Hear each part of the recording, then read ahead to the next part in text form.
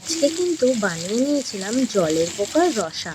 কীভাবে বানালাম চলো দেখে নিই। প্রথমে কিন্তু পোকাগুলোর পিঠ দিয়ে যে কালো শির থাকে সেটা অবশ্যই বার করে নেবে, না হলে কিন্তু অনেকের অ্যালার্জি এবং পেট খারাপ হওয়ার সম্ভাবনা থাকে। এরপরে মাথার যে কালো অংশটা সেটাও বার করে নিয়ে ভালো করে ধুয়ে নিয়েছিলাম পোকাগুলোকে। পোকাগুলো কিন্তু একদম জ্যান্তই ছিল, তাই এর টেস্টটাও মনে হচ্ছে খুব ভালো হবে।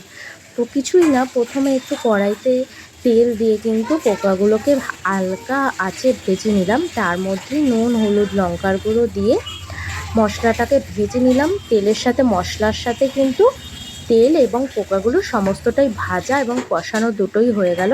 তারপর মশলাটা কষে এলে কিন্তু সামান্য একটু জল দিয়ে দিলাম, কারণ এই পদটি কিন্তু বেশি ঝোল থাকবে না, একটু মাখা মাখা টাইপের হবে। আর এটা ভাত দিয়ে খাওয়ার জন্য একটা খুব সুস্বাদু পদ কিন্তু।